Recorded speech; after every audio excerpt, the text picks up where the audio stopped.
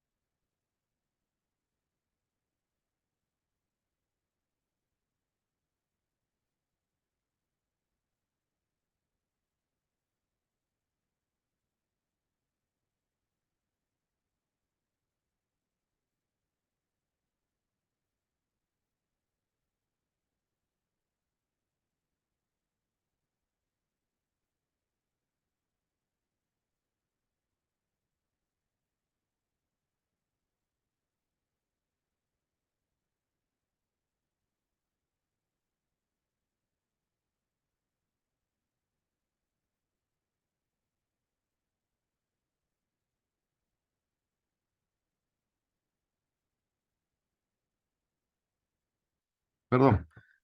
Bueno, entonces no sé en qué nos habíamos quedado. Más bien, en la lista que usted estaba dando de las razones por las cuales ese talento no se redirecciona adecuadamente, indicó la primera razón que eran los padres, pero Claro. no detalló los demás aspectos, ¿no? Los padres, mire, cuando uno tiene hijos talentosos y son padres que tienen, no son pues pobres, ¿no? Son gente que, digamos, digamos, clase media alta o alta. Lo hacen simplemente por el hecho de que, primero porque son unos analfabetos científicos. El Ujú. analfabetismo científico es algo que Carl Sagan patentó, en el sentido de que pues no sabemos nada de ciencia en un mundo donde todo es ciencia. O sea, Sí. ¿qué escapa de la ciencia ahora en el mundo? Nada, ni la ciencia y la tecnología no escapa nada prácticamente. Y cuando una sociedad no sabe nada de eso, es una combinación de desastre, ¿no? Eso decía Carl Sagan. Entonces dicen, bueno, la vida muchas veces la dirigimos básicamente por el utilitario, ¿no? O sea, yo digo, bueno, mi vida es tener dinero y con eso voy a vivir bien. No hay ninguna otra cosa más. Y eso muchos padres piensan así. Ujú. Entonces mi hijo tiene que estudiar algo que le dé dinero. Una carrera común que puede ser ingeniería, una carrera de derecho, economía, no sé, pero que le dé dinero. Matemáticas, ¿qué va a hacer con matemáticas? Con física, ¿qué va a hacer con física? Para profesor será, pues me decían a mí, un tío me dijo, para profesor será, pero con un desprecio que me tiró al Sí. suelo. Yo tenía 16 años. Después, arqueología, antropología, literatura, son carreras que, pues, yo he conocido casos bien, bien dramáticos, ¿no? Yo he tenido practicantes, tesistas. Yo me acuerdo que había un chico, un amigo, ¿no? Que era un ingeniero electrónico, que hijo único era muy talentoso para escribir. Había ganado concurso en colegio, pero esa mentalidad, pues no, que no le va a dar dinero, lo metieron a la Pacífico para que estudie economía. El chico sufría. 3 años aguantó y le dijo, bueno, si usted no me apoya, me voy, pues. Yo me retiro, me iré a la casa. Dejó economía e ingresó a San Marcos a literatura. Ahora está en Europa el muchacho. Incluso ha escrito libros, ha ganado concursos y su madre hasta ahora, cuando uno va, siempre con esa cuestión de que no, pero tiene que, le digo, déjate de estupidez, me llegó al colmo, ¿no? Pues otro chico que estaba en ingeniería informática, llega practicante y todo el día estaba mirando las ruinas. Pucha, le encantaba la arqueología y le decía, ¿por qué no estudias arqueología? No, no me va a dar dinero. Primero estudiaré esto, después estudiaré la arqueología. Ese es uno de los elementos, digamos, importante que genera. El otro elemento es de la situación económica, ¿no? Hay muchos chicos talentosos que nacen en hogares, lamentablemente, de bajos recursos económicos, ¿no? Y eso hace que sus padres tal vez sus padres sean más fáciles de convencer de que puede ser una carrera científica, qué sé yo, pero no tienen, pues, no tienen cómo hacer. Yo, por ejemplo, uno de los muchachos que estudiaba conmigo física, era muy bueno, pero no tenía recursos económicos. Él trabajaba de cobrador de micro, cobrador de ómnibus, trabajaba, venía. Al final dejó la carrera porque no podía, pues. O sea, no, además, puedes tú estudiar una carrera, entrar a estudiar, pero si no tienes recursos no vas a poder tampoco, ¿no? Ya, y yo leí un artículo en El Comercio de chicos así talentosos, brillantes que aparecieron, ¿no? Incluso alguno de ellos ingresó a la universidad a los 14 años, había sido así, y qué era de ellos, ¿no? ¿Cuál había sido su futuro? Y casi todos en zonas deprimidas, trabajando en lo que podían, algunos dictando clases por aquí y por allá, pero ninguno logró más, ¿no? No tuvo esa oportunidad. Ahora, en este país, aquí en Estados Unidos, es diferente, ¿no? Porque como le digo, hay una élite. Pero si la gente mira a un chico en un colegio de público o de zonas, digamos, no deprimidas, podríamos decir así, inmediatamente se pelean por el chico y lo llevan a los colegios más importantes. Les dan beca porque saben que ese muchacho va a generarles a ellos una serie de beneficios, ¿no? Si ven un No chico solo que es pasa en los deportes, nada más, en no, ciencias no, no, también. no, no, no, claro, en las ciencias, en las letras, chicos que escriben inmediatamente los llevan a los colegios estos y los tienen ahí. Matemáticas igual, les dan, los toman, los llevan a colegios especiales para que puedan estudiar. Hay un caso de una hija de un caracino de Ancash, que él vino acá, emigró, y su hija nació con mucho talento para las matemáticas. Ahora trabaja en la NASA. Ella ha Mm, sido una de las que ha trabajado en el proyecto que han mandado esa nave a Marte. Ella ha hecho ah, un trabajo, no me acuerdo su nombre, pero su apellido es Soriano, Soriano Bernardini se llama su papá, Arturo Soriano Bernardini, y su hija es muy famosa en ese aspecto. Mire, probablemente ese hombre, si se hubiese quedado en Perú, no hubiese podido tener esto.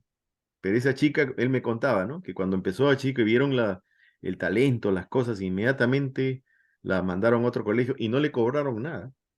Porque acá mm. las cosas son caras, pero cuando ven ese tipo de muchachos, inmediatamente se los llevan. Y obviamente ese colegio, eso le dan prestigio, pues. Un chico que se vaya de ese colegio a la universidad prestigiosa, eso es un prestigio para el colegio y la universidad. Todo acá funciona así, ¿no? También eso Entonces, les da lo dinero. de, lo de Jaime Escalante fue un caso atípico, entonces, Claro, cuando promovió a esos chicos de una institución no reconocida para llevarlos un poco a vitrina y mostrar que el talento se podía cultivar. claro, claro. Ahora, Ha sido una cosa episódica, diría yo, ¿no?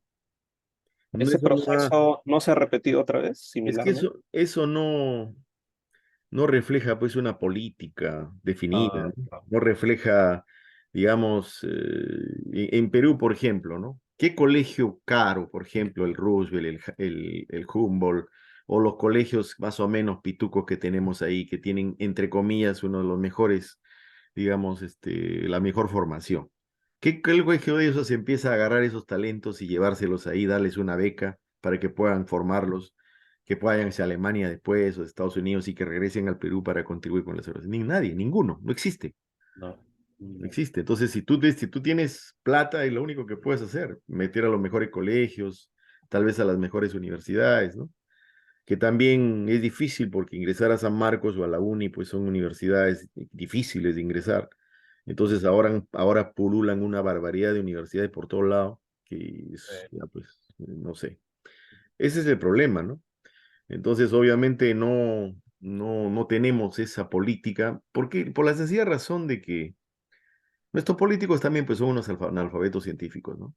O sea, no nos damos cuenta que sin ciencia y sin tecnología no hay nada, no tenemos futuro, no nos damos cuenta de eso, lamentablemente. Entonces, yo creo que esa es una de las razones por las cuales pasa en Perú eso, ¿no? Y mucha gente que se dedica a la matemática, en mi época, por ejemplo, habían chicos bastante pudientes. Había un chico que vivía en la Molina, un casero que tenía, no iba a su casa, era uf, impresionante. Él se dedicaba a la matemática, iba con su carro a la universidad. Después terminó y se vino a Estados Unidos, se casó con una gringa, fui al Perú, a la gringa le estaba enseñando español y sus hijos se llamaban Urpi, nombres, él era muy, muy nacionalista, pero era un chico muy, muy capaz. Y así otros, un chico, me acuerdo, judío, que también era muy capaz, Roy se llamaba, también dedicado a la matemática, y su familia dijo, muy bien, ¿quieres ser matemático? Muy bien, pero te vas a casar con una mujer que tenga plata, para que haga lo que te da la gana. Esa era la política de ellos, ¿no? Entonces estudia matemática, pero no tienen plata, pero los judíos tienen plata, ¿no? Entonces se casaba con una chica que, bueno, ella, su negocio, y él hacía lo que le daba la gana, ¿no? Y lo más triste era que este muchacho estaba de novio con un árabe. Y decía, si sabe mi familia me mata. Entonces, esas son las cosas que yo he visto, ¿no? Entonces, nosotros, por ejemplo, ¿cuánto hubiésemos querido tener este Mm, dinero que le menciono con esa gente, ¿no? Sin embargo, aparte de eso, que hemos tenido esa limitación, llegamos, ¿no? Hemos llegado a, tal vez no a tener tanto impacto, pero sí hemos logrado cosas en la vida, ¿no? Ellos, por ejemplo, estudiaban en colegios ingleses o ya terminaban la secundaria hablando perfectamente el inglés, entonces tenían una gran facilidad para poder conseguir una beca en cualquier país, ¿no? Que era necesario el idioma, ¿no? Entonces, esas son las cosas que se dieron. Y cuando uno lee, pues, un poco la historia de lo que ocurre en el mundo, evidentemente ese esquema que tiene tanto Estados Unidos y los países desarrollados es lo que hace avanzar esto, ¿no? De mm, acá, por ejemplo, viene un chico, Estados Unidos es un país cosmopolita, ¿no? Los grandes científicos de diferentes campos del conocimiento muchas veces no son americanos. En mm, sismología, por ejemplo, lo más grande era Keteaki, japonés, Leonopov, ruso, ¿no? Y así podemos ver en otros campos del conocimiento grandes hombres que no son americanos, que han venido de otros lados. Selwyn Sachs, Sudáfrica, así, ¿no?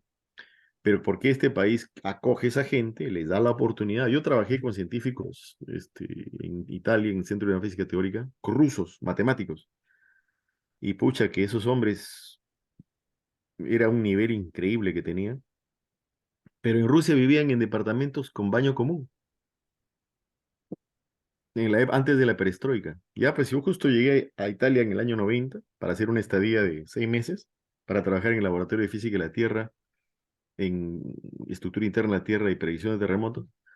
Pucha, y eran matemáticos espectaculares y sin embargo vivían así. Claro que el jefe, el Tromel, es el único que vivía bien, ¿no? Tenía su casa de campo, iba a los hospitales diferentes.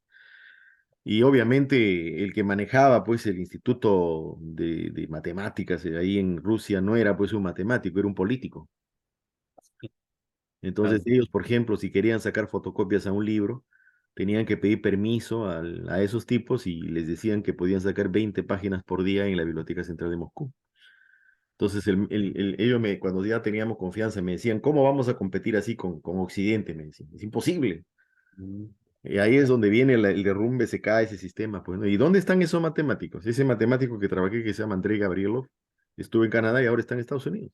Acá trabaja en la Universidad de Purdue, dentro de su staff. mm, Y otros se fueron así también a otros países. No solamente en la ciencia, sino también en la música, en el arte.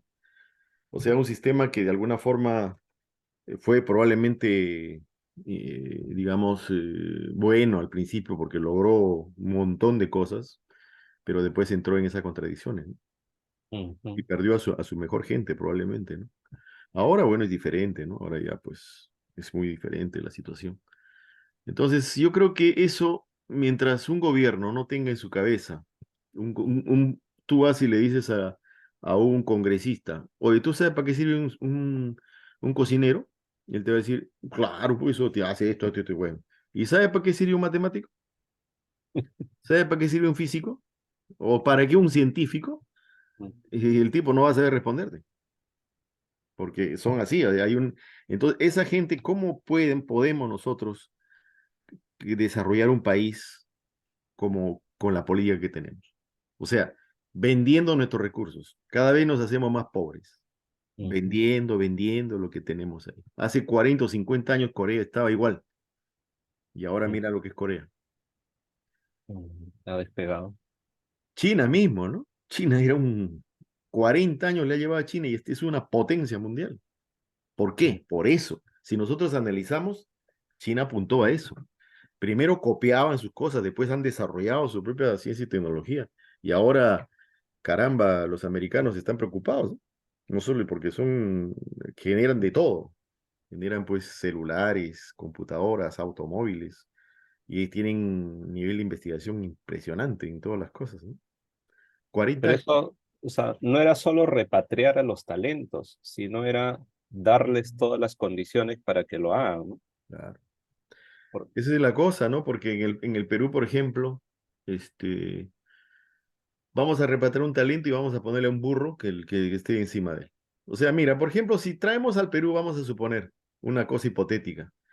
Llevamos a Bill Gates, llevamos a Steve Jobs, que en paz descanse, llevamos a los creadores de Google a Ujú, Perú y los ponemos en las instituciones científicas para que dirijan las instituciones científicas. ¿Cuánto tiempo durarían? Primero, no calificarían. ¿Por ujú, qué? Porque no tienen ningún grado académico. Ni Bill Gates, ni Steve Jobs, ni los creadores de Google terminaron sus carreras en las universidades, ni el creador de Facebook. Son hombres que no terminaron en la universidad. Si es que entraron, algunos no entraron. Steve Jobs nunca entró a la universidad y fue el que cambió el mundo prácticamente con sus ideas y con sus innovaciones. Entonces entrarían al Estado y dirían, bueno, usted no califica porque no es doctor. Se ujú, acabó, no puede dirigir. Bueno, ya supongamos que entre. No podrían contratar a quien le da la gana, no podrían a los mejores, tendrían que seguir un proceso que es absurdo, comprarían las cosas con un reglamento donde les haría comprar lo peor, tal ujú, vez. No podrían despedir a los tipos que hacen esto porque están protegidos por una serie de cosas. Entonces, en un mes, chao y se irían. ¿No? Eso es el problema.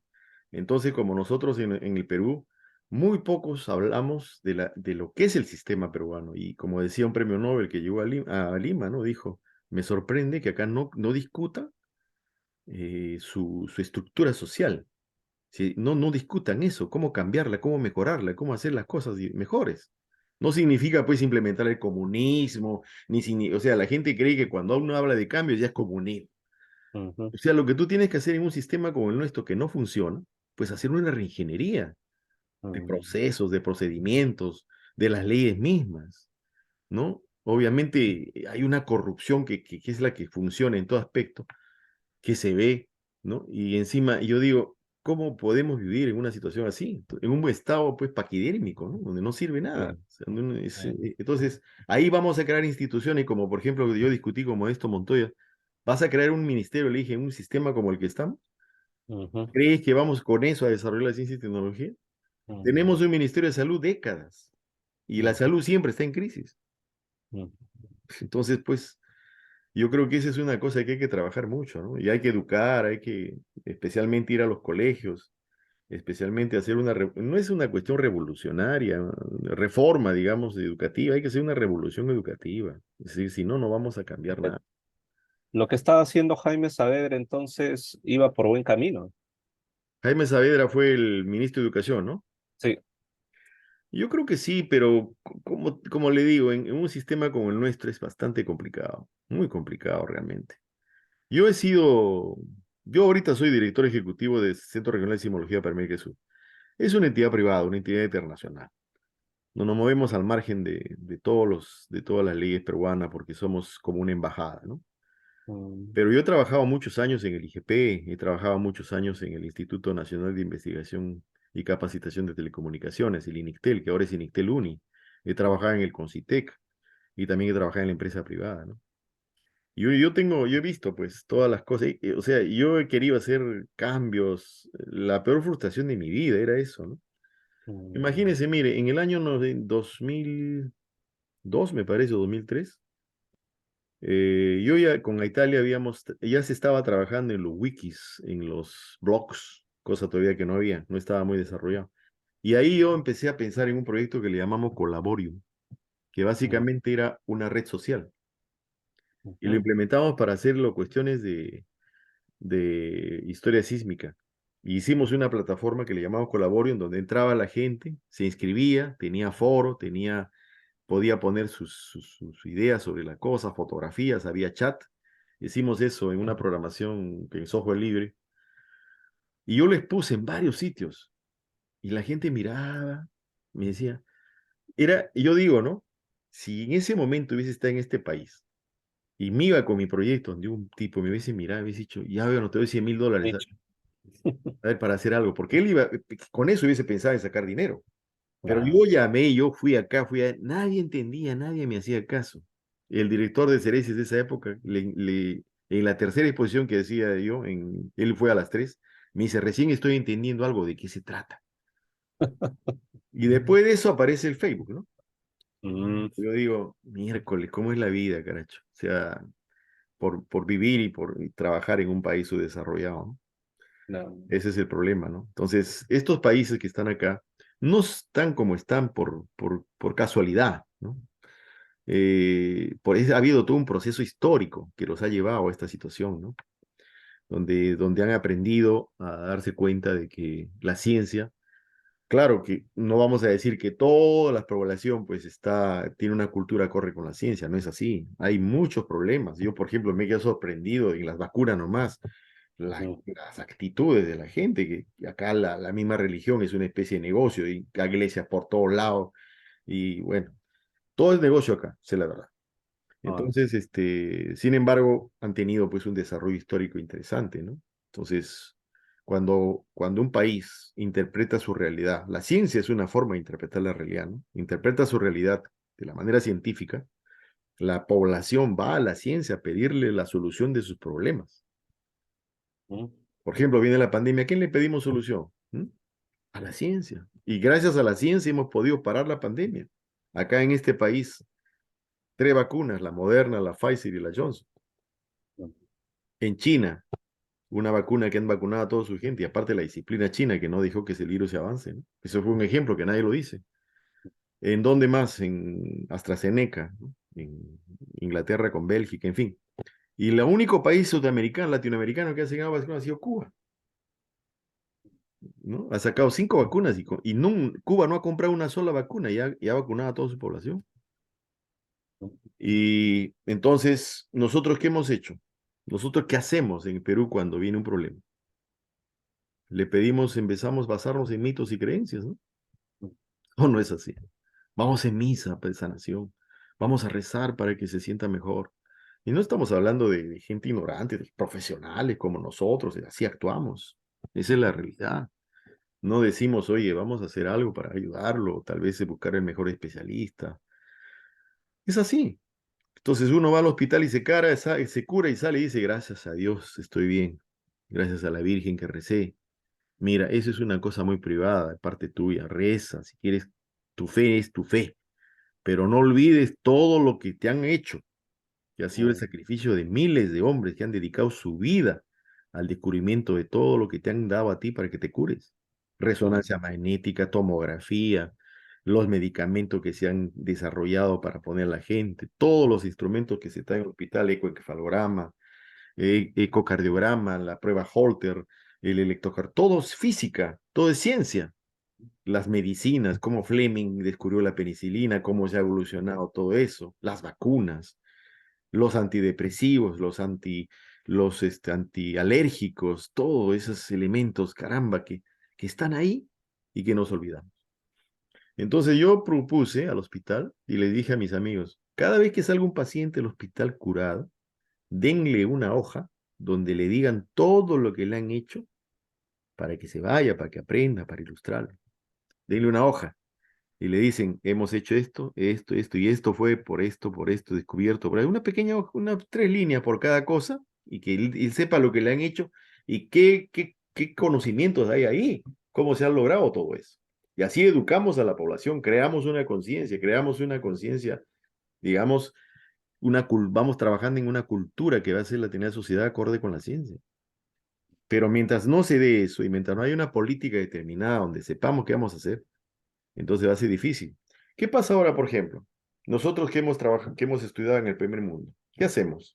Yo trabajé en el Instituto Geofísico del Perú y era dirigido por doctores que habían estudiado acá su doctorado. Regresaban a Perú y querían hacer lo que habían hecho acá. mm, claro. No es así, pues, ¿no? O sea, uno tiene yo soy entrenado y cuando llego a mi país tengo que mirar los problemas de mi país, utilizar mis conocimientos que he aprendido con los recursos que tengo para solucionar esos problemas. Pero si voy a querer que mi realidad, lo mismo que estoy haciendo acá, estoy mal, pues, ¿no? No tengo esa mente. Y si usted observa la historia que usted está dedicado a eso, en San Marco, como lo dijo la doctora esta, muchos de los que eran capos ni siquiera tenían algunos bachillerato. Sí, O sea, sí. o tenían bachillerato. ¿Y por qué no ser? No, no tengo tiempo. Decían. Y eran capos, eran tipos verdaderamente capos. Eso pasaba, ¿no? Entonces nosotros hemos llegado a un nivel de academicismo, que la maestría, ahora hay una situación de maestritis, cualquier tipo que necesita eso porque en el calafón va a subir, no porque quiera saber más. Mm, Lamentablemente a eso hemos llegado. ujú. Oye, doctor, muy bien, ¿dónde sacó su doctorado? En la Garcilaso de la Vega. Ah, muy bien, pues doctor. En mi época le decían a la Garcilaso de la Vega el Arca de Noé, ¿no?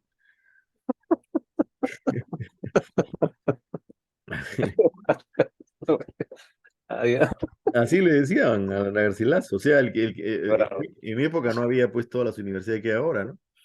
En mi época había pues la San Marcos, la Católica, la Uni, la Villarreal, la Cantuta, no había ninguna de estas. La de Lima, que era pues, pucha, que nadie entraba ahí porque sabía, era pues universidad, ¿qué se puede decir?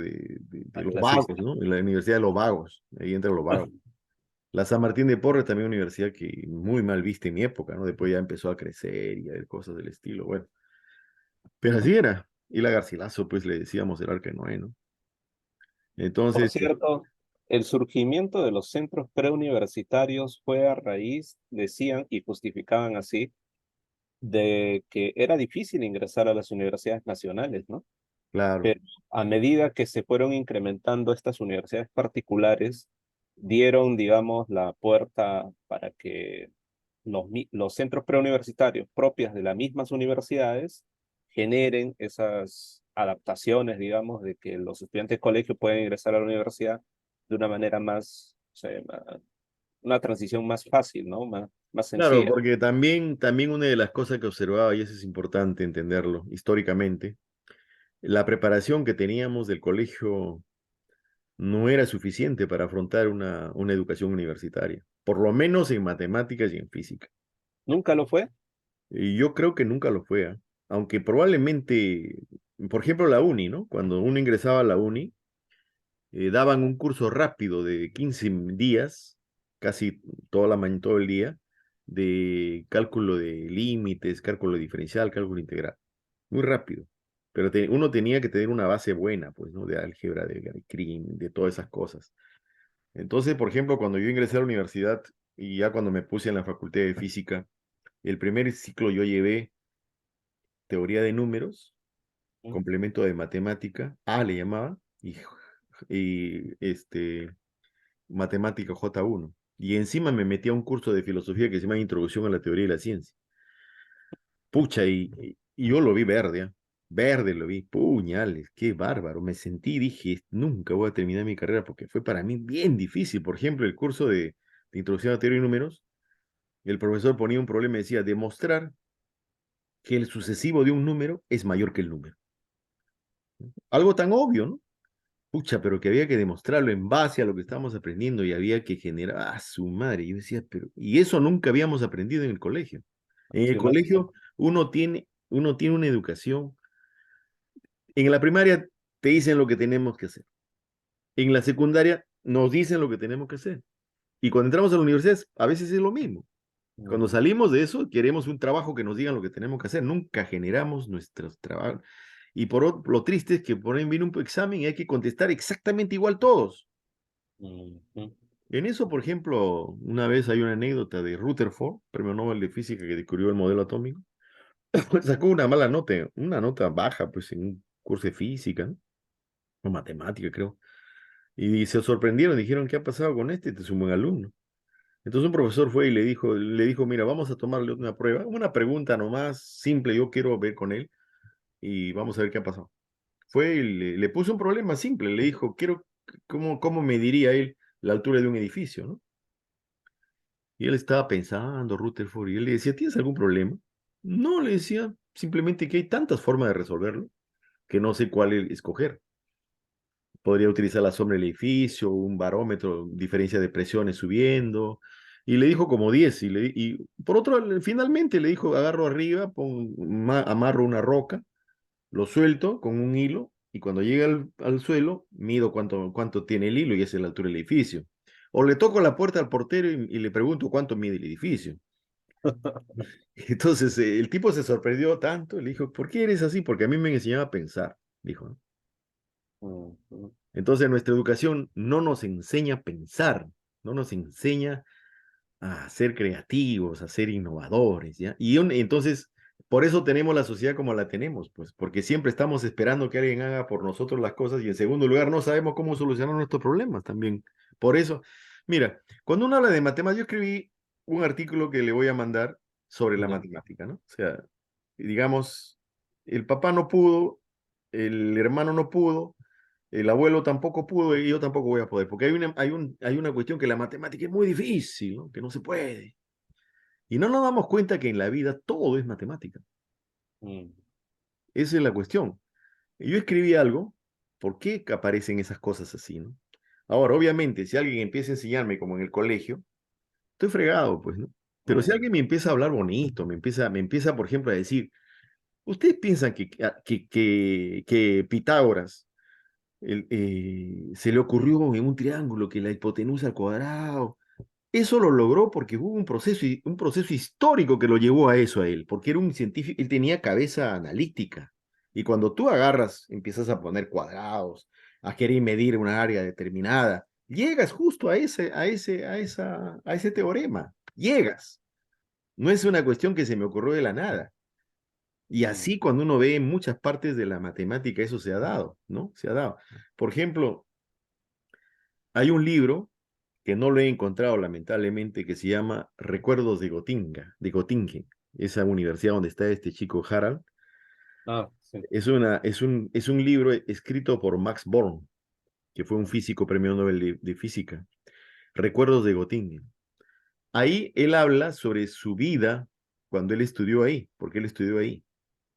¿Sabe quiénes eran los profesores de Göttingen cuando él estudió? Era Hilbert, Ujú.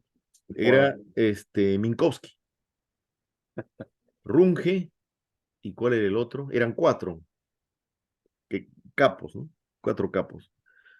Pucha, imagínense el nivel de profesores. Y él cuenta cómo les enseñaba, ¿no? Entraban y planteaban un problema y le decían, esto vamos a resolver este problema, que hasta ahora ha sido intentado por cerebros de segunda y tercera categoría. Vamos a lograrlo. Y se tiraban, creo que un mes, 2 meses, porque no podían resolverlo y lograban aprender una serie de cosas ahí. Y en esa época, Hilbert plantea, pues, 12 problemas en un congreso, ¿no? O sea, él Mm. mandó 10 problemas, creo, y que se llamaron los problemas de Hilbert. Fueron Ujú. resueltos ahí, ¿no? Y lo que hace Hilbert con los espacios de Hilbert y toda esa matemática, digamos, abstracta que en el fondo no tenía, digamos, probablemente aplicación, aparece la mecánica cuántica y ahí entra toda esa matemática creada por Hilbert.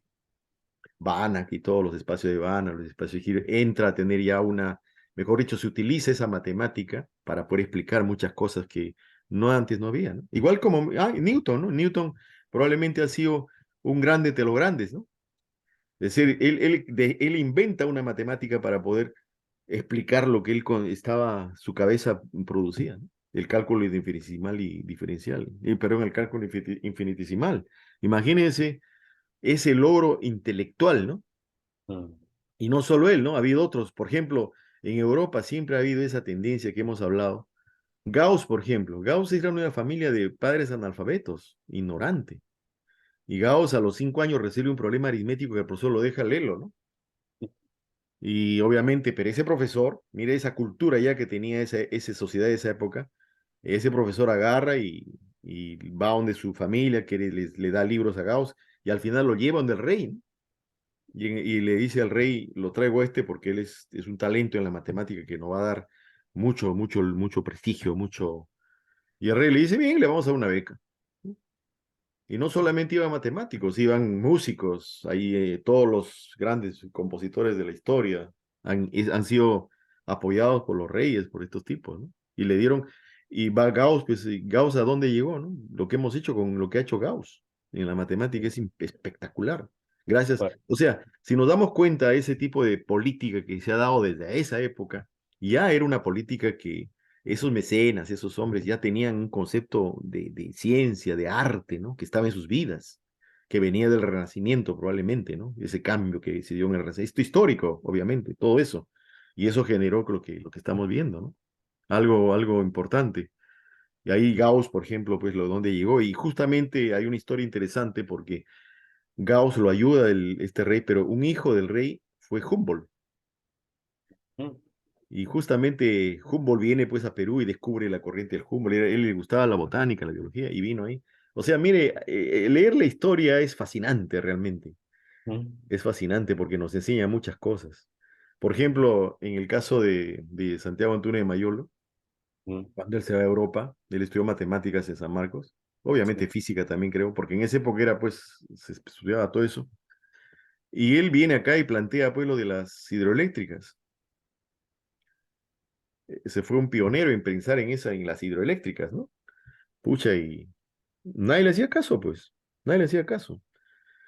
Él miraba pues la potencia que tenía el Perú para generar energía sin necesidad pues de petróleo y esas cosas, si no teníamos esa naturaleza que nos permitía ello, pero nadie lo veía, él lo ve y empieza con sus proyectos de centrales hidroeléctricas, ¿no? Pero nadie le hacía caso, incluso cuando llega, no sé qué gobierno fue, se entrevista con el ministro de Energía, le expone con sus planos y todo, la idea, y le dice el ministro, bien, lo vamos a revisar, y le deja la información. mm, Y Antunes de Mayolo, cuando sale y regresa porque se había olvidado no sé qué cosa, vio que el ministro estaba tirando todos esos planos a la basura. wow, Para que se dé una idea de cómo era, quiénes nos gobernaban, ¿no? Entonces, ¿cómo logra ya Antunes de Mayolo esto? Cuando sube a la presidencia Prado, ¿ya? Prado, ¿por qué? Porque Prado y Antunes de Mayolo habían sido compañeros cuando estudiaron matemáticas en San Marcos. y justo eso iba a decir. Ellos fueron compañeros y eran amigos. Entonces ya cuando Prado sube, acoge la idea de Antunes de Mayolo, pero Prado con ese complejo todavía del complejo del síndrome Viracocha que yo le llamo, trae consulta la idea de Antunes de Mayolo a americanos para ver si estaba bien. Siempre hemos sido así, pues, ¿no? ¿Por qué Y síndrome de Viracocha, profe? porque nuestra historia está lleno de extranjeros, ¿no? ¿Quién en la línea de Nazca? María Reich. Mm, Toda la parte botánica del Perú, Webenbauer, Raimondi. Raimondi, ¿no? Estamos hablando de Humboldt, ¿no?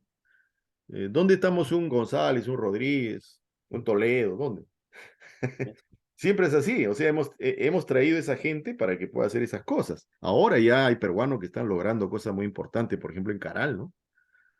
Entonces, o en otros sitios, pero así hemos sido así. Entonces, obviamente había que buscar un viracocha para que pueda decir, a veces está bien lo que estaba haciendo este chumpi peruano, Mm, así está bien, entonces adelante. Y siempre hemos tenido ese problema, ¿no? Creo que dice ¿por qué viracocha? Porque cuando llegan los españoles a Perú, no. o sea, creían pues que eran los enviados de Ah, sí. Viracocha para salvarlos. Muchos que no se sometían a los incas dicen, estos son los viracochis, ellos nos van a salvar. Y lo único que hicieron fue conquistar. O sea, los Chachapoya, los Cañaris, los mismos Huancas que nunca se sometieron, ¿no? Ellos se aliaron con los españoles. Hay un libro muy bueno que les recomiendo sobre la Ujú, conquista del Perú que se llama La Guerra de los Viracochas, de Juan José Vega. ya. Ese es un Guerra. libro, La Guerra de los Viracochas, de Juan José Vega. Yo lo tengo, creo que se lo puedo mandar de repente porque creo que lo tengo en algún lugar. Lo Ya, bajé, se puede bajar, es en la red, está gratis. ya. Este es un libro fascinante.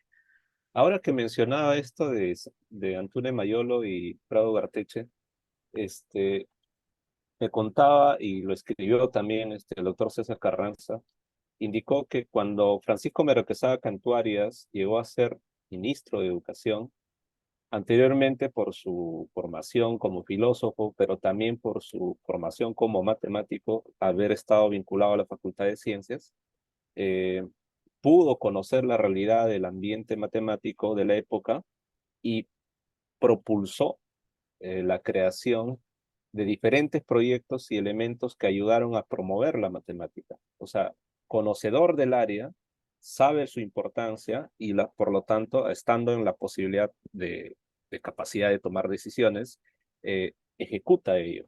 Y lo mismo pasa con Mario Samamé Boggio, ¿no? Claro, claro, Él, formado como matemático también, pero después de ingeniería, eh, al ser rector de la UNI, y recibí la propuesta de José Tola para formar el IMUNI, busca el financiamiento necesario a través de diferentes entidades para desarrollar esa infraestructura que luego iba a dar el funcionamiento adecuado académico a lo que la visión que le había transmitido Tola iba a promover.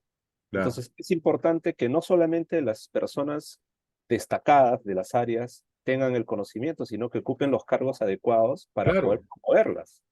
Lamentablemente, como hemos hablado hace un rato, es el problema político, pues. ¿No? O sea, tú no puedes lograr algo si eres gobernado por esta gente. Es imposible. Es imposible. Estamos hablando desde la época de los reyes en Europa, cómo esos apoyaban, porque ya tenían una filosofía de vida a los músicos, a los artistas, a los científicos, a los matemáticos, a los físicos. Les daban beca, los apoyaban. ¿Por qué Europa ha tenido eso? ¿Por casualidad? No. Ha tenido ese tipo de desarrollo histórico, social que ha generado eso. Nosotros no. Nosotros desde que llegaron los españoles, destruimos todo lo que nosotros hemos sido como país. Tal vez que a los científicos nos toque, digamos, rescatar todo ese conocimiento perdido de nuestros antepasados y hacer una ciencia acorde con nuestra realidad. Nosotros tenemos que generar una ciencia propia, una ciencia realmente que refleje nuestra idiosincrasia y todo eso. Imagínense cómo pues los antiguos peruanos podían construir los andenes Ujú. o los caminos del Inca. O sea, cuando llegaba el Inca, recibía, dice, pescado fresco de la costa, el mismo día, cuando iban por los chasquis, por los caminos, iban corriendo y les daban el Inca. O sea, ¿cómo han logrado eso, no? Y a veces los historiadores que lo colocan a nuestro país en la barbarie, porque no conocían la rueda. Entonces, ¿para qué necesitaban rueda los incas o los pre-incas? ¿Para qué? Si vivíamos en una realidad distinta. Tal vez el hierro, sí, ¿no? Pero teníamos otras cosas, pues. Y no solo eso, sino como le decía en la intervención que hice en San Marcos, en la ceremonia, Ujú. Antunes de Mayo se dedicó mucho a ese tipo de investigación, el hijo Erika. No sé si Mm, habrá escrito más libros sobre eso, pero lo que sí ha escrito son unos libros que se llamaban Formando los Genios del Mañana, justamente mm, basándose un poco en todo lo que él observó en la época de los pre-incas e incas. Incluso cuando hablaba con él decía algo, ¿no? Que dice que no sé dónde lo habría encontrado esos escritos de los cabildos y cosas por el estilo. mm, Los españoles escribían en España y decían, estos indios que estaban en Puno con ellos, aprenden en 2 meses lo que a nosotros nos iba a aprender 5 meses. Podrían ser alumnos extraordinarios en las mejores universidades europeas. Así decían. ¿Por qué? Porque los incas o los pre-incas tenían una alimentación, pues, comían proteínas, comían cosas incluso. Ya sabían ya cómo tenía que alimentarse una mujer que estaba en estado para dar a luz de una manera fácil. O sea, no le daban una alimentación adecuada para que no engorde, pero que se desarrolle. O sea, sabían todo eso, sabían todo eso. Incluso en Chavín había pues los curacas que iban, no se sabía si Chavín hacía un imperio o qué sé yo, donde iban a consultarles qué tenían que hacer y los del norte del Perú traían el espóndilos, ¿no? Y los curacas miraban el espóndilos y por el color sabían si iba a haber a niño o no iba a haber niño, si iba a haber llover o no. Le decían, va a llover, entonces cambia, ¿qué órdenes tenían ellos para poder actuar? En esa época ya ellos, ese conocimiento tal vez empírico, no necesariamente científico, ya les servía a ellos para esas cosas. Las trepanaciones que han hecho. O sea, sabían que el coágulo del cerebro en los batallas abrían el cráneo para liberar la presión del cerebro con el coágulo que daban y tapaban eso con una placa de oro. Cuando uno va a los museos puede ver cómo esas trepanaciones se han cerrado. Imagínense a ese nivel llegaron y todo eso fue destruido por la conquista, ignorado y destruido. Todo eso se ha perdido. Nosotros, caramba, por ejemplo, esto de las chicas que le conté, no sé si él se acuerda que le conté en la charla que di, en la base de las plataformas de las Ah, las construcciones. chicras, las Claro, chicras. que es un amortiguador sísmico. Hace 5.000 años hicieron esto los de Caral. Esas construcciones, ¿cuántos terremotos han soportado? De diferente magnitud, 9, 8, 7. Son 5.000 años y ahí están, todo perdido. O sea, ahora, ahora recién se está investigando cómo se puede aplicar los chicras en zonas rurales para evitar para darle, para que no se caigan esas casas. Pero eso lo hicieron los pasados, todo eso se perdió. Entonces, que traemos una ciencia europea o lo que estudiamos en Estados Unidos y queremos esa ciencia, hacerla, copiarla en nuestro país, y de esa manera pensamos que vamos a desarrollar el país. No, tenemos que crear una ciencia propia con el conocimiento que hemos sido entrenados para ello. Entonces, ¿quién es capaz en estos momentos de decir, vamos a hacer un plan de ciencia y tecnología, donde desarrollamos estas cosas que estamos hablando? No creo que muy poco, porque todos llegamos con con una idea occidental de la cosa y de los doctores, eso creemos que haciendo lo que estamos haciendo en los países desarrollados, haciendo allá, vamos a desarrollar ese país. No es así. Hay que saber primero qué es la ciencia y cómo se ha desarrollado históricamente. La historia es muy importante, Manuel, ¿no? No, no, Moisés. Moisés. La historia es muy importante, Moisés. Por eso me da mucho gusto que estés escribiendo algo sobre la historia de la matemática, que va a Sí, servir también para poder ver cómo hacer. Voy a buscar para lo que escribí sobre eso, para que puedas, te lo voy a mandar ahorita. A ver, un ratito.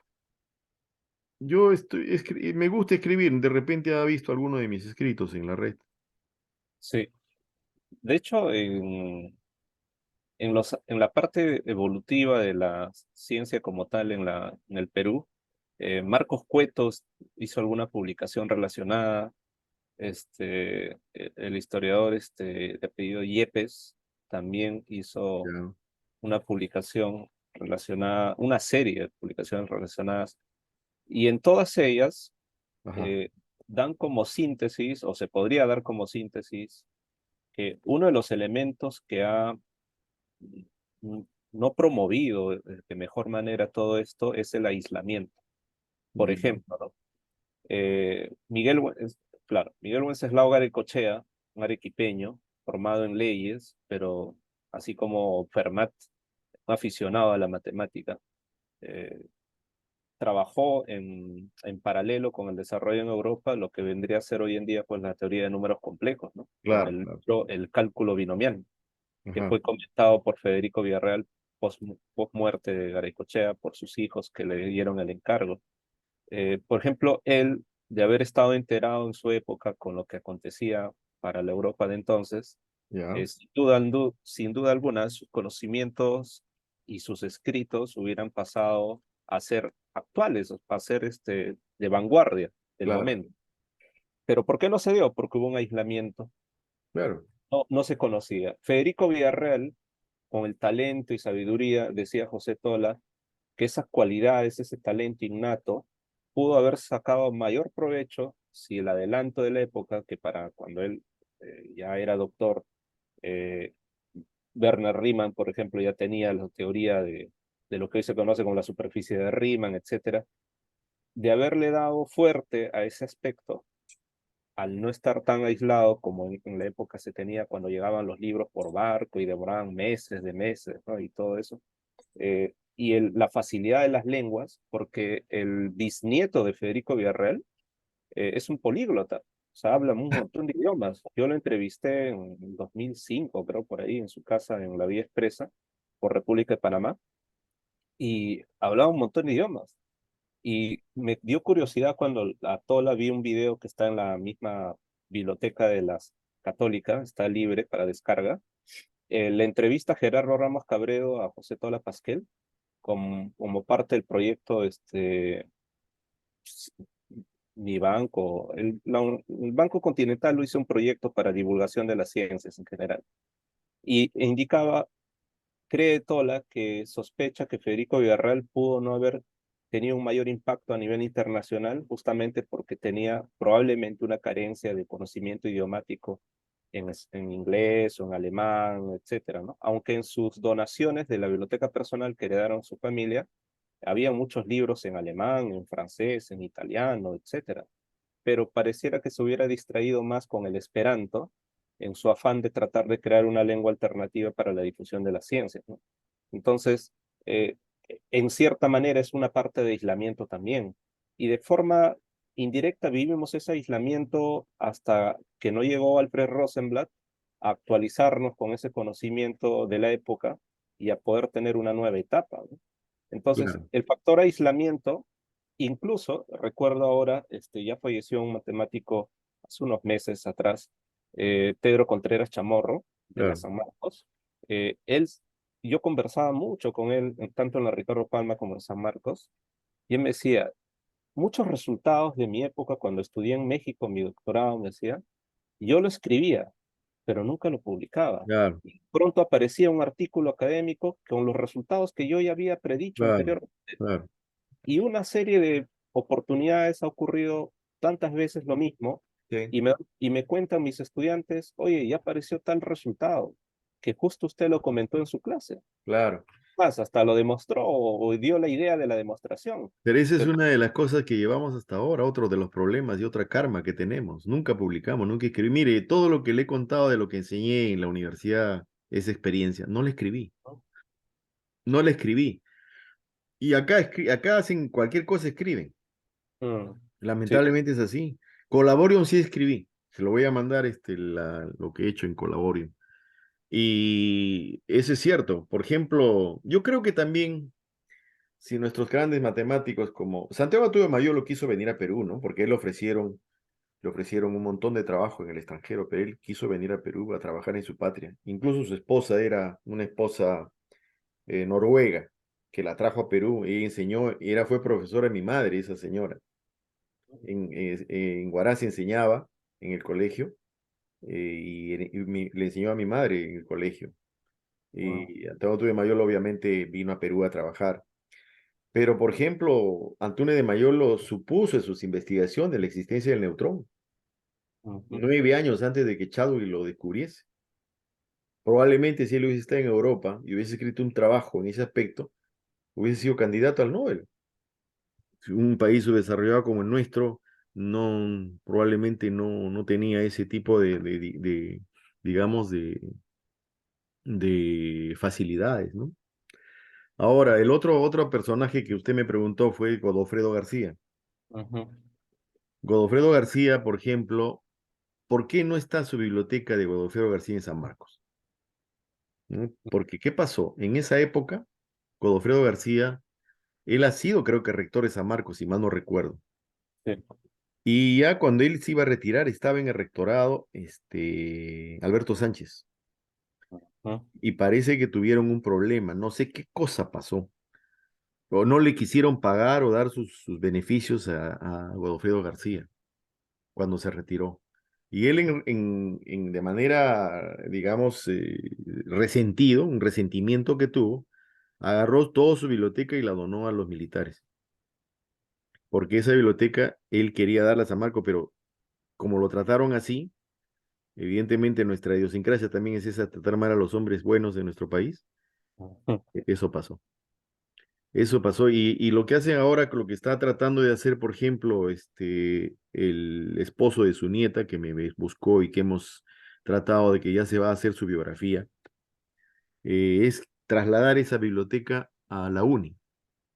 ujú, San Marcos en estos momentos, volvemos al problema político, tiene una gestión lamentable. Entonces, y lo lógico sería que esa biblioteca esté en San Marcos. ujú, Y yo tengo algunas cosas que me ha dado su yerno, perdón, el esposo de su nieta, que son cartas que se escribía con de Broglie, Premio Nobel de Física, con Einstein, con Max Born. Él se escribía cartas, Godofredo García, y con matemáticos de la época también, matemáticos de Polonia, matemáticos de Rusia, ¿no? Cartas que tiene donde discutían sus ideas, sus investigaciones. O sea, él ha contribuido mucho en algunos campos del conocimiento de esto, pero también obviamente viviendo en Perú, pues donde prácticamente eran Quijotes, ¿no? No había Ujú, ningún ambiente donde se podía mirar eso, los gobernantes a excepción, pues como si no hubiese llegado Prado al poder, probablemente Santiago Toyo Mayor nunca hubiese tenido el impulso de sus hidroeléctricas que hasta ahora son claro. prácticamente una cosa muy importante en el Perú, ¿no? De repente.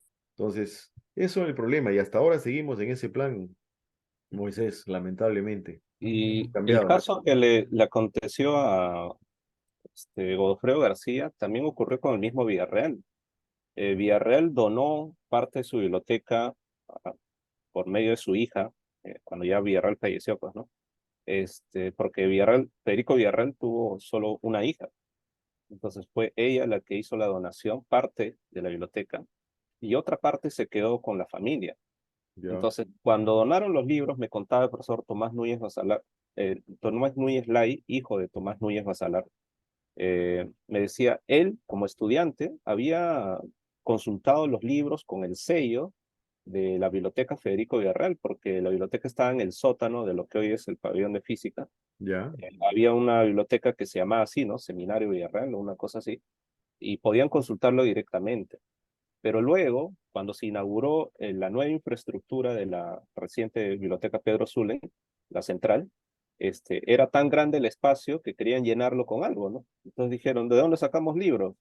Manden a traer los libros del seminario Villarreal para poder tenerlo acá en los estantes y decir que hay libros, ¿no? Entonces lo llevaron, pero como luego pronto llegaron el contingente de nuevos libros, los libros viejos a un lado, los nuevos al estante, pero a un lado y descuidados. Tanto claro, así que se dio cuenta de que habían libros desperdigados por un lado y otro lado, otros en mal estado y desechos, que eran parte de la biblioteca que ellos antes usaban como material de consulta. ya, Entonces, pero que de pronto ya no estaba, pues, ¿por qué? Porque simplemente lo botaron, porque ya no les servía para ostentar o hacer público que están trabajando bien y dejaron de lado ese legado. Ahora, la parte de la biblioteca que quedó con la familia, por herencia familiar, por ejemplo, el nieto, que vendría a ser el hijo de la hija de Federico Villarreal, lo atesoraba tanto que ninguno de sus hijos, que serían los bisnietos de Federico Villarreal, ingresaba a esa biblioteca más que el papá. Ni siquiera la empleada de casa podía ingresar ahí a hacer limpieza. Y tanto era así de misteriosa la situación, me comentaba el bisnieto, que cuando falleció el papá, recién conocieron por primera vez la biblioteca que su papá tanto atesoraba. Y ya estaban muchos libros por falta de mantenimiento, hongueados, ¿no? claro. Oscurecidos, etcétera. El papá era un, qué sé yo, tal vez no se dio cuenta de la fortuna que tenía ahí, ¿no?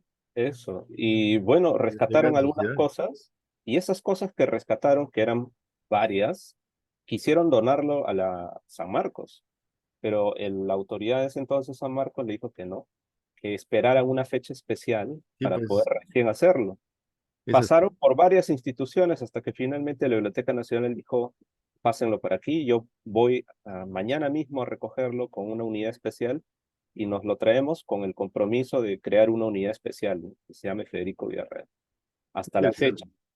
Entonces, o sea, y me surgió la idea y dije, pues, ¿cómo vamos a esperar a que un matemático deje de existir o un personaje del área de la ciencia deje de existir si sabemos que mucho de su legado de biblioteca personal no va a pasar a la institución porque van a decir, hacerle el mantenimiento va a costar, ¿de dónde sacamos ese Claro. presupuesto? Es que ¿Cómo? ahí es la ignorancia, pues, ¿Y qué lamentablemente. hacemos? Se pierde. Entonces dije, Se ¿por qué pierde. no? Hoy en día que tenemos todo digitalizado, podemos digitalizar la documentación y crear una biblioteca Claro, como rescate de claro. esos materiales que de alguna manera se van a tener que perder, pero ya quede registro de Por esos supuesto, documentos por y supuesto. puede legarse. Es más, se puede abrir como una especie de repositorio para que cualquier voluntario Claro. Qué pueda buena idea. subir sus archivos personales Claro. de su biblioteca que encontró una joyita por ahí y lo pueda pues dejar como un legado, ¿no? Entonces, de No, esa manera democratizamos este hecho de los legados claro, del área, aparte que me parece a mí que, mire, un pueblo que no conoce su historia vuelve a cometer los mismos errores. sobre todo eso. Esa es la verdad. Y le aseguro que en estos momentos pregunte a alumnos de la Federico Villarreal, ¿quién fue Federico Villarreal? No le van Ujú, a saber decir quién es. ujú. Incluso a la misma área de matemáticas. Claro, No lo conozco. y lo más triste es eso, ¿no? Que una universidad como es debe tener su legado, deben conocer quién fue, cuál fue su contribución. Es la única forma de avanzar en la vida y de conocer realmente las cosas. Por eso es que yo en mis clases siempre hablaba de la historia, ¿no? A veces del fenómeno ese que analizábamos, cómo comenzó, cómo se dijo, cómo se generó.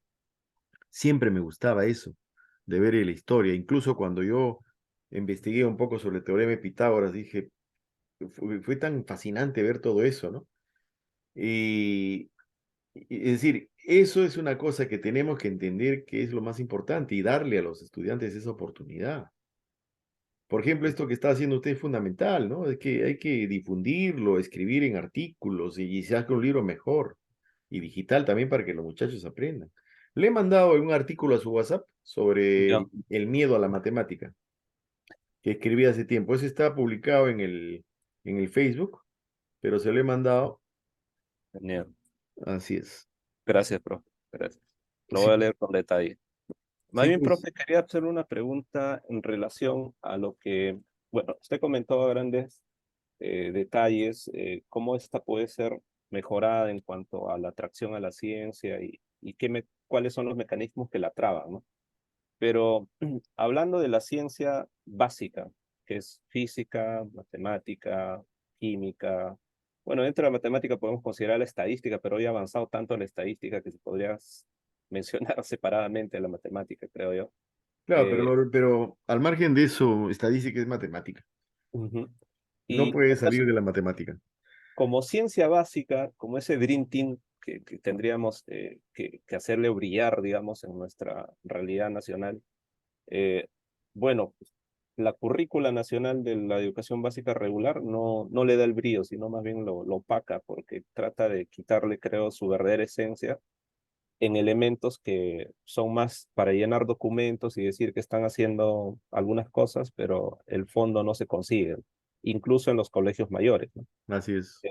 Y Concitec, con la difusión de la ciencia, hace un trabajo que quizá no ha tenido los resultados que se deberían haber tenido para el tiempo de existencia que ya tiene la institución. En fin, más que crear nuevas instituciones que cumplan ese rol de difusión y de hacer más amigable a la llegada de la ciencia al pueblo, que en cierta manera trató de hacerlo pues Óscar Miro Quesada con el seudónimo de Raxo, Así es. eh, pero, o sea, los medios hoy en día están más democratizados, ¿no? Tenemos redes sociales, diferentes Claro. maneras de publicar a través de Damos la videos. posibilidad a mucha gente que antes no podía publicar, ahora puede publicar. Exacto. Y bueno, yo dije, "Oye, ¿por qué no trabajamos los journals o las revistas que ahora usan, pues los denominados cuartil uno, cuartil 2, etcétera? ¿Por qué no nos olvidamos de este cuartil y creamos, así como está hay una plataforma en internet que publican los papers en modo borrador, que se llama, no me acuerdo el nombre ahorita exacto, se me ha ido, pero la idea es como que dejas una marca de lo que estás haciendo, ¿no? Un adelanto de tu investigación para que ningún otro se le ocurra hacer algo más adelante Ya, eh, antes de llegar a publicarlo en una revista científica, ¿no? Pero ¿por qué no hacer lo mismo con estudiantes que publiquen sus avances, pues, ¿no? Para claro. que si hay un trabajo que pueda ser mejorado, simplemente algún especialista en el área ingresará, verá el potencial y dirá, oye, podemos trabajar este tema Claro, juntos. en realidad, el academicismo que parte de una escolaridad hace unos, tal vez ni 200 años, es lo que generó todo lo que tenemos ahora como enseñanza, ¿no? O Ujú, sea, los artistas que han revolucionado, por ejemplo, la humanidad, no llevaron pues armonía, estética, ¿no? Ellos iban a vivir con el pintor que les enseñaba. ujú, Vivían con ellos y aprendían ahí. Ahí nace Leonardo, ahí nace Miguel Ángel, nace todos esos extraordinarios hombres que cuando uno mira sus obras, dice cómo este tipo pudo haber hecho esto con un cincel y un martillo, ¿no? Es impresionante. ujú, Igual en la matemática, ¿no? O sea, nosotros en la física, mire, yo encontré en Stanford unos libros que enseñaban para los muchachos. que ingresaban a física, Ya. ¿ya? Eran 2 libros. Ahí no había, pues, digamos, estática, dinámica, cinemática. No, no estaba dividido así. Entraba el chico al primera clase y le decían que tenía que traer una lata de cerveza o de gaseosa con un clavo. Y empezaban a analizar ¿cómo se llama? Tremendo. Digamos, la dinámica cuando entraba agua y cuando le hacían huecos de ese clavo. Usaban el pulso, para el pulsón le llamaban para el tiempo. Ahí Ya. era pues hidrostática, hidrodinámica, cinemática, todos los campos de la ciencia, de la física, ahí entraban, no entraba una cosa. Y el profesor que tenía que editar eso tenía que tener un dominio tremendo de la física. Esos métodos, esos libros fueron escritos por 9 nobeles que tenían... ¿Esos no son los libros del ISMC? No, no, no, no conozco lo diría MCA, de repente me podrías mostrar, podría eso. Pero esos libros, y solamente lo dictaron una vez porque después no pudieron dictarlo más. No, Por ese elemento tan complicado que es. una física experimental. Claro, aparte ahí descubrían las cosas, pues era una enseñanza impresionante, ¿no? Es igual que cuando, por ejemplo, yo digo, uno ve a chibolitos que no saben bien escribir vendiendo periódicos en mi tierra y te daban vuelto, te cobraban y te daban vuelto, ¿no? ¿Cómo aprendían eso, no? En la vida, o sea, decían, me dan 2 soles, tengo que ver, y decir, eso era, y eso se aprende en la matemática, sí. Y los chicos que están en el colegio, no saben a veces, sácate el tanto por ciento, ni siquiera saben cómo hacer eso. ¿Cómo entonces el 30% más el 20% está rebajado? Ah, sácate cuánto cuestan. Porque aprendemos de otra manera, inútil las cosas. Ese es nuestro problema. Entonces yo creo que hay un físico, por ejemplo, que enseña en MIT, que es una autoridad en física, le recomiendo que entre a su página web, en YouTube. Se llama Walter Lewin. Ah, Walter Perry. Lewin, ¿lo ha visto? Sí, hace unas cosas bien locas. Tiene un curso de física, Sí. es fantástico cómo le enseña, ¿no? Y justamente en un país como el nuestro, si nosotros queremos cambiar las cosas, la mejor gente debe enseñar a los Mm, chibolos, pues, primaria. La mejor gente tiene que enseñar matemáticas a ellos para decirles realmente qué cosa es la matemática, cómo se tiene que estudiar, para qué sirve. Y hacerles sentir ese amor por la matemática. En todo es mm, matemática, absolutamente. Y por supuesto, conocer la historia de nuestra matemática, ¿no? Que es fundamental. claro. Yo Ahí, creo, profe, más bien, en cuanto a las personas que usted ha conocido en Estados Unidos y que hayan tenido ese amor por regresar a trabajar el talento, ¿ha tenido algunos casos específicos? mira, de los que he conocido, realmente muy pocos han regresado. ¿Ah? Mm, Uno de ellos ha sido Modesto Montoya, que estuvo, ha regresado. Creo que es mm, un mérito para él hacer lo que hace, es un entusiasta, difunde la ciencia, entrevista. Claro que su concepción también no estaba muy bien, no estoy muy de acuerdo, pero es un mérito. Yo claro, claro. lo apoyo mucho en ese aspecto. Incluso a mí me ha entrevistado también. Hemos hablado de esas cosas pero el problema es este, ¿no? O sea, yo, por ejemplo, no me siento muy cómodo viviendo acá. A mí me gustaría regresar. Obviamente yo regresando, estando acá, tengo el mismo cargo, o sea, no tengo mucho problema. Pero si estuviese trabajando en otros niveles, te juro que lo pensaría 2, 3 veces para regresar. Mm, Porque es frustrante, mira, cuando tú trabajas en el Estado, madre mía, es frustrante. Yo, por mm, ejemplo, cuando en el Inistel trabajé, le dije, vamos a hacer un intranet. Y en esa ujú, época la intranet era algo novedoso, pues, ¿no? Entonces, lo diseñamos, lo hicimos, lo colocamos en un servidor, lo utilizamos para eso, en un servidor Linux. Escucha, viene el auditor, me dice, ¿dónde está su presupuesto de la intranet? Presupuesto, pero lo hemos desarrollado nosotros. No, no teníamos que ver el presupuesto porque no se puede saber, pues, si realmente ha costado. Pero ¿qué importa lo que cueste? Le digo, hemos desarrollado, hemos creado un conocimiento que lo vamos a difundir a la administración pública para que ellos puedan hacer lo mismo. No, hallazgo de auditoría. Por la... mm, Teníamos servidores, vamos a hacer, a ver, un plan de contingencia. Olvídate esos libros, acá es una realidad distinta. Entonces, acá tenemos, claro, una realidad totalmente diferente. Vamos a hacer, hacíamos nuestro plan, cómo teníamos que responder si caía el servidor, cómo se tenía que...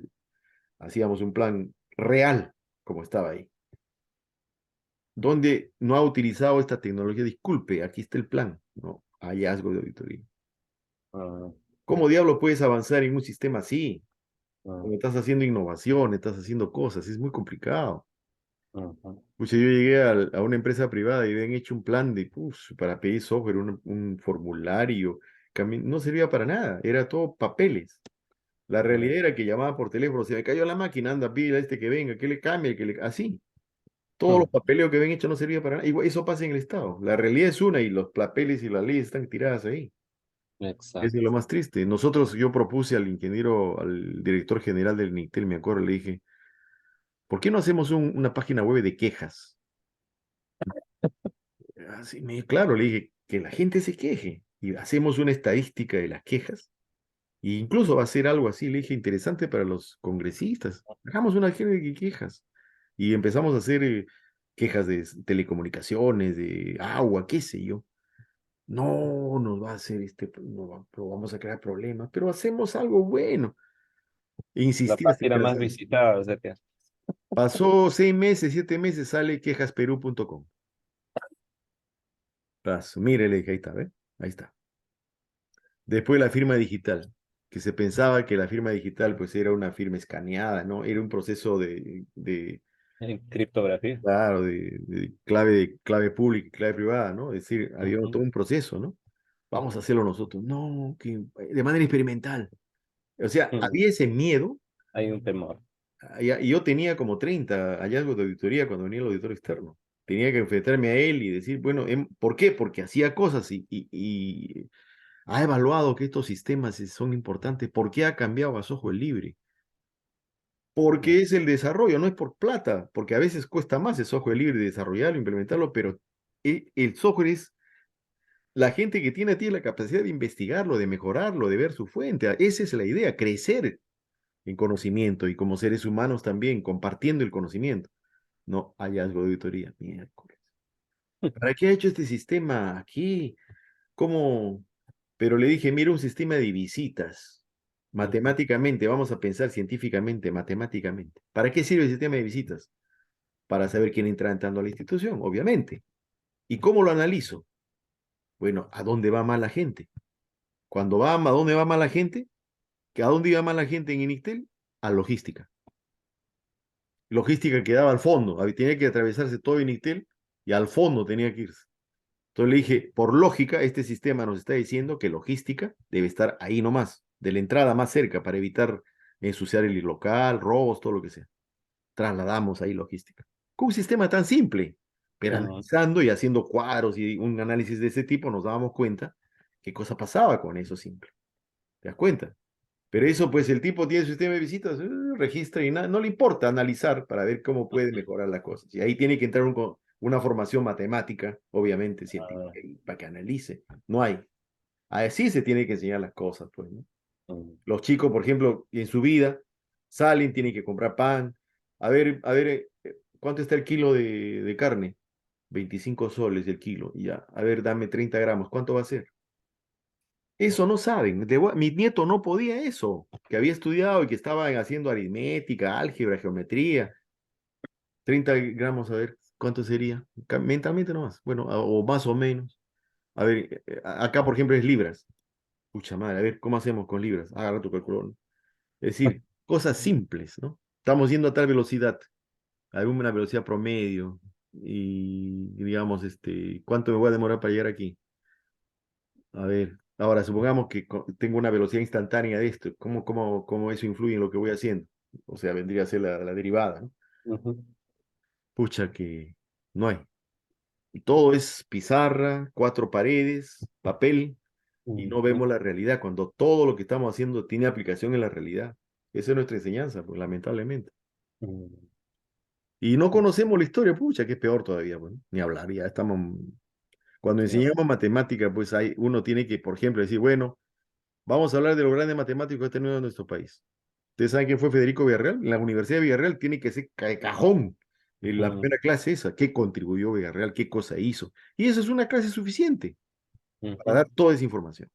¿Qué otro matemático estuvo el Perú? ¿Cómo ha contribuido en ese aspecto? Eso es fundamental. Godofredo García, Santiago Antunes de Mayolo, Tola Pasquel, ¿no? Han sido cosas de científicos muy, muy importantes, ¿no? No se sabe. Entonces yo creo que por eso le vuelvo a repetir, si no trabajamos en ese aspecto político, no vamos a cambiar nada. ujú, Y yo tengo la responsabilidad también, porque nunca he aceptado cuando me han ofrecido cargos. Vamos a hacer aquí, dirigiendo, no, no, yo no tengo tiempo, no tengo tiempo. Y ahí está la consecuencia, pues. ujú. Si a usted le ofrecen algo, acepte nomás. Claro, porque ¿cómo vamos a cambiar las cosas, Moisés? ¿Cómo vamos a cambiar las Sí, cosas? me hizo recordar el hecho de que cuando iban a aperturar la Facultad de Ciencias en sus primeros años, si bien es cierto, Raimondi fue su primer decano, cuando ya se separó la Facultad de Ciencias de haber estado cobijada dentro de otra facultad, pero para su formación de plan de estudios inicial, para el caso particular de matemática, llamaron a José Granda y Esquivel, pero él había sido educado pues en Europa, ¿no? Claro, Entonces lo trajeron a pedido especial del presidente de la época porque iban a traer a otros extranjeros a fin de que organicen la Facultad de Ciencias. Pero viendo que Granda ya tenía su graduación y habiendo muy joven y dispuesto de colaborar con su país, pues aprovecharon el contexto para poder hacer que él sea el que estructure primeramente el programa, ¿no? Pero llamaron a las personas adecuadas en el momento adecuado para lo que era necesario, ¿no? claro, claro, ¿Qué hacemos cuando las personas, uno, no están decididas a hacer los cambios, mucho menos a buscar a las personas adecuadas? Y menos aún si no los tienen en el mapa, ¿no? Porque no tenemos como una especie de directorio nacional en donde tengamos la lista de los científicos, digamos, actualizadas al detalle, como para que podamos decir, ¿no? Necesito tal cosa, ¿dónde lo encuentro? Ah, está en tal lugar, tal universidad, con tales elementos que está investigando y que pueden ser favorables para tal o determinada situación problemática que tenemos actualmente, ¿no? claro, Eh, pero eso es parte de, digamos, de los errores que cometieron anteriormente, históricamente registrados, que deben ser parte de una cultura básica que pueda permitir tomar decisiones más convenientes más adelante. claro. Entonces, Yo creo esto que, es parte de ese paso, creo yo. yo creo, claro, me parece eso. Y aparte también, si en estos momentos actuamos, cuando miramos la historia, lo que ha pasado con Corea, con China, ¿quiénes han levantado el país, pues? Ujú. ¿Quiénes han levantado el país? Han traído Hombre, todos sus científicos. Mira, cuando ¿cómo se llama Lin Xiaoping? No me acuerdo cómo se pronuncia, él dice, bueno, hay que mandar a jóvenes a Estados Unidos y a Europa. Creo que mandaron no sé cuántos miles de jóvenes para que estudien. Y le decían sus asesores le decían, no van a regresar, se van a quedar. ujú, Entonces él respondía y decía, si 10 que mandamos regresa uno, hemos tenido éxito. ujú, Así decía. Y ahí ujú, está, regresaron con todo eso y mire lo que es China ahora. ujú, Esa política que tomó este pata fue fundamental para el cambio en China. Creó toda una base, pues, ¿no? Y obviamente llegan a un país, claro, ellos también son marcados, pues tienen esto, ¿no? Y obviamente tienen esa idiosincrasia de trabajar y les dieron la oportunidad y ahí está, pues, ahí están los resultados. Y curiosamente, algunos países como Corea, como estos países que están en una revolución educativa fuerte. ¿Por qué? Porque ellos tienen los primeros a veces premios en matemáticas, pues en los concursos mundiales de física y mismo, matemática, ellos ganan. Pero ¿quién es el que maneja la liderazgo en premios Nobel y en cuestión de creación de la ciencia? Los ujú, Estados Unidos y probablemente Europa. ujú, Entonces Estados Unidos, si en ese concurso de matemáticas, y entonces queda pues en cuarto lugar, tercer lugar, nunca, no está en ese aspecto, ¿no? ujú, Porque ellos tienen una vanguardia pues aquí, ¿no? Que es una vanguardia que es esa educación que empuja precisamente ese tipo de cosas. O sea, acá la educación En Estados Unidos vamos a los colegios cerca, sí, es una educación mala. O sea, no vamos a decir que es una educación buena. Ahí, como le vuelvo a repetir, esa pirámide, acá está la cosa. Mm, Y muchos de acá, que son buenos, talentos, los agarran y los llevan ahí. mm, Ahí sí, tienen las mejores cosas y las cuestiones de vanguardia y todas las cosas, ¿no? Por eso es que destacan, pues, porque tienen ese tipo de política. Ahí en nuestro país no, vemos a un chico de abajo, ya pues se fregó, ¿qué vamos a hacer? No lo no, llevamos a los, no lo las, llevamos a los colegios para eso, ¿no? las academias preuniversitarias en cierto sentido han estado haciendo eso solo para promover su institución, ¿no? Así es, así Quedó es. en el primer puesto, puntaje general, cómputo general, etcétera. Claro, y la idea, Moisés, uno puede tener un chico que sea brillante en el colegio. En el sistema como tenemos nosotros, eso no garantiza que sea Ujú, uno que descolle, no, porque es esquemática nuestra educación. Es un buen alumno, significa que es repetitivo, no es creativo, no es, te repite, entra al sistema. ¿Dónde está la otra cosa? No hay. ujú, Es decir, una sociedad crece cuando creamos un ser humano de esa manera, ¿no? Y uno lo ve, pues, ¿no? Por ejemplo, en Suiza es una sociedad donde tiene una educación muy importante, obviamente. Ahí Einstein sacó su doctorado y ha generado muchas cosas. Ahí también se encuentra el CERN, ¿no? El Centro de Investigaciones Europeas Nucleares. Yo, una muestra, caminaba por las calles de Berna con mi esposa y nos da hambre. Vamos a entrar a un restaurante y es una montón de plata, pues. ujú, Y había un kiosco ahí, chiquito, bien bonito, obviamente, con sus ruedas, que era un tipo que llevaba de su carretilla. Vendía pizzas. Y acá vamos a comer una pizza. Le digo, véndame una pizza. El man maneja su inglés, pues los suizos hablan varios idiomas y el inglés es universal, ¿no? Entonces le dije, a ver, me da una pizza, muy bien. Me hace la pizza, lo mete a un aparato y lo cortó. Y lo cortó en cuadraditos. Y me lo dio así, con un mondadiente.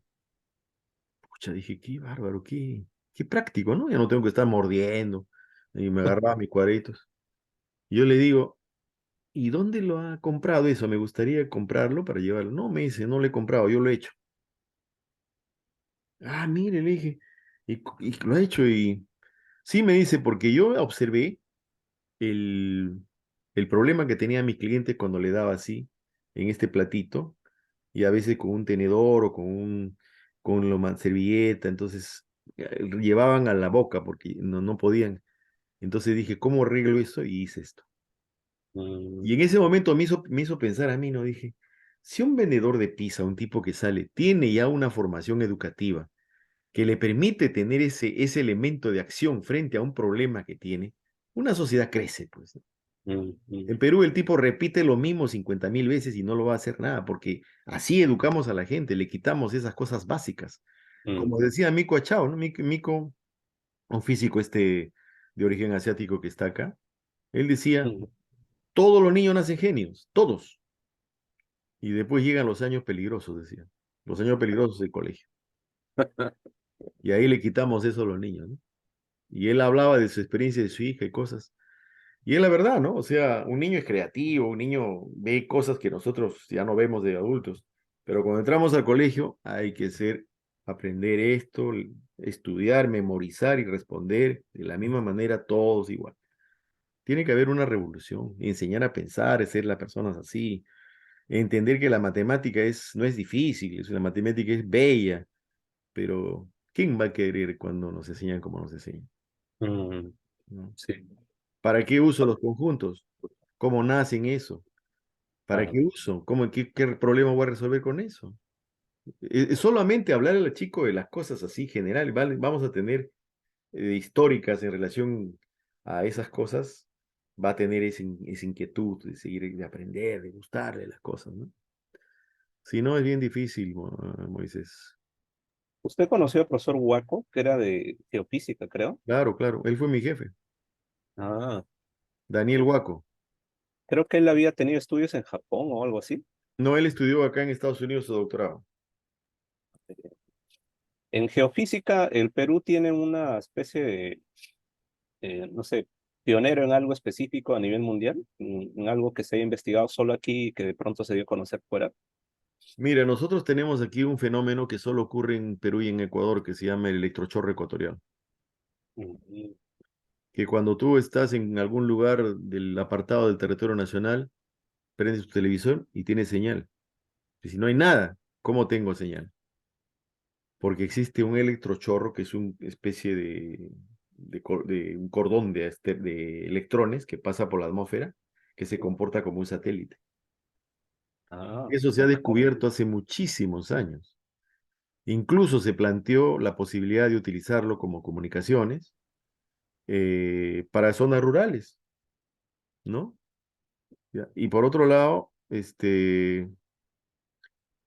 también hasta por cuestiones militares, ¿no? No estamos usando ni fibra óptica ni nada, estamos usando un elemento natural. Y todas las iniciativas que tuvimos para que eso se pueda hacer así, no es de manera experimental. ahí fue donde se sembraron estos paneles en Jicamarca. En Jicamarca es para estudiar la ionósfera, pero ellos también, obviamente, Woodman incluso dijo, yo voy a donar mi sueldo de no sé cuánto tiempo para que se haga un trabajo de este tipo. Nadie quiso. Mm, O sea, eso es te aseguro que si eso estaría en manos de japoneses, uff, lo que hubiesen hecho. mm, Ese es el problema de nuestra sociedad, pues esto, ¿no? Esto, mm, lamentablemente. Mientras no cambiemos esas cosas, y eso hay que cambiarlo de abajo en la educación, ¿no? Y tenemos que darnos cuenta que si no desarrollamos la ciencia y la tecnología, siguiendo tal vez el ejemplo de estos países que hemos hablado que han estado en la miseria, porque esa es la verdad, y han salido adelante, no vamos a lograr cambiar. Y en nuestro continente, pues Chile ha avanzado bastante en este aspecto, Brasil también, Argentina tiene también sus cuestiones. Nosotros estamos con Bolivia, con Ecuador, ahí. Incluso Ecuador también tuvo un proyecto muy bueno de formar una ciudad científica, que ah, le sí, llamaron Yachay, no sé cómo le llamaban. Correa hizo eso. sí, No sé en qué habrá quedado. en una Silicon Valley. Sí, sí, sí, sí. Era así. Profe, ¿y usted ha recabado algunas fotografías de la época en la que usted trabajó, por ejemplo, en la UNASAM o de repente ya en el geofísico? En el geofísico sí hay fotografías, claro que sí, pero en NASA nada. Qué bárbaro, qué terrible.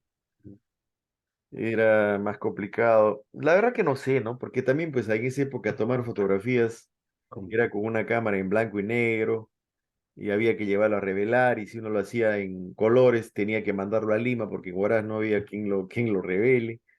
mm, Era más difícil, ¿no? Pero sí se tomaban de todas maneras fotografías. Pero no, de la UNASAM no tengo nada de mí, qué raro. Del instituto sí, claro, ahí tengo fotografías. y que he Hernando Tavera, conocido, ¿ah? y que he conocido a la descendencia de algún ilustre, como mencionó el caso de Godofredo García y de Yo Santiago conozco pues Mayolo, ¿no? a un ilustre así, Santiago Antúnez de Mayolo, a Eric, tuve mucho contacto con él. Lamentablemente ya murió, era un hombre, tenía 95, creo que ha muerto a los 100 años, no sé, pero tenía una energía increíble.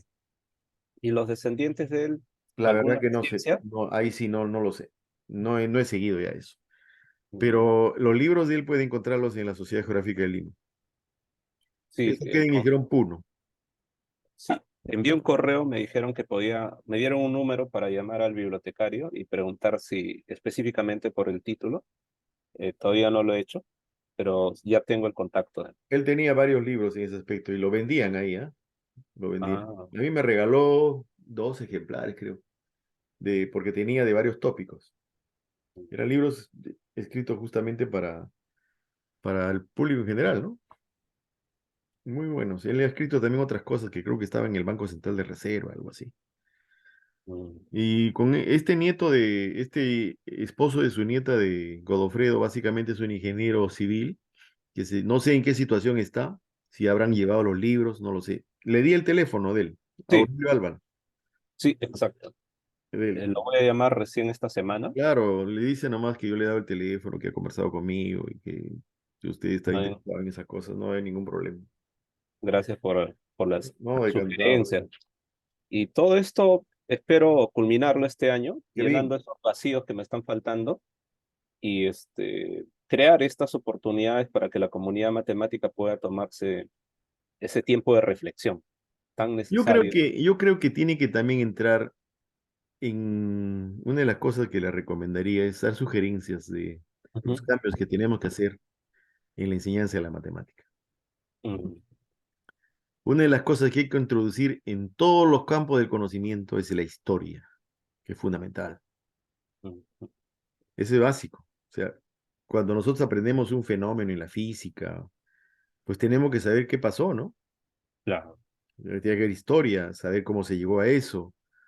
No, se dice que a Einstein le cayó una naranja una manzana en la cabeza para cuando se dio cuenta de la atracción de la Tierra. Esas son historias, leyendas, pero que en el fondo no fue así, ¿no? Ujú, Hay que conocer todo eso. Esto que le he contado, por ejemplo, de los problemas que puso Bernoulli, que Einstein y Newton cómo lo resuelve, y ver también todos los problemas que hubo. Y Newton estuvo en la peste que azotó Europa, ¿no? Donde murió millones de personas. Él estudiaba en Cambridge y simplemente en ese momento él era un estudiante. Se cierra la universidad y se fueron a sus casas por un par de años, hasta que la peste bajó. Y en ese par de años Newton produce lo que conocemos ahora. mm, Toda su teoría sobre la luz, la gravitación, el cálculo infinitesimal, etcétera. Él no era ningún doctor, ni había sacado su tesis nada, todavía era un estudiante mm, y logró todas esas cosas, ¿no? Lo que pasa es que hemos llegado a un academicismo en que pensamos ya que la única forma, claro, que evidentemente si uno va a estudiar en la escuela de en la escuela de graduados, uno tiene que buscar la frontera de conocimiento en ese aspecto, pero llegar al conocimiento no necesariamente es así. Ha habido muchos casos en la matemática, especialmente hindúes, que han sido prodigios en este aspecto y han logrado, no estudiaron nunca en cuestiones académicas. Un no, matemático, Rafanuca, claro. Y sí. en todo campo del conocimiento, en la cirugía misma, en la época que Barnard hizo el trasplante, había un negro que se infiltró. Usted sabe que Sudáfrica, pues ahí se hizo el trasplante, el primer trasplante de corazón. Barnard, Christian Barnard, y había un negro que se filtró en la foto. Dijeron que se había filtrado y no era así. Era un hombre que lo ayudó a Barnard. Él, Barnard en sus escritos dice, él tenía mejor técnica que yo.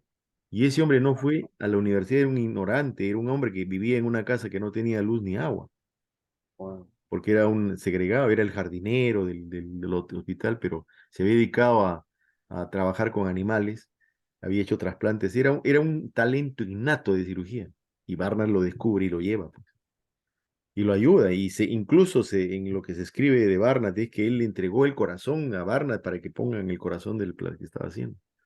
wow. Y después ya que cae el apartheid, que llega ¿cómo se llama este presidente? Eh, el presidente negro que llegó al poder en Sudáfrica, Mandela. Mandela, ya se le hace el homenaje adecuado a, ¿cómo se llamaba a Nani se llamaba. Es una historia, pero fascinante. Y así como él, ha habido mucha gente en muchos campos del conocimiento. Sí, Ujú, muy interesante. sí, sí, sí. No, profe, muchísimas gracias por el tiempo, No, no, por al este contrario. intercambio de información muy importante Gracias a y, usted porque he aprendido bastante.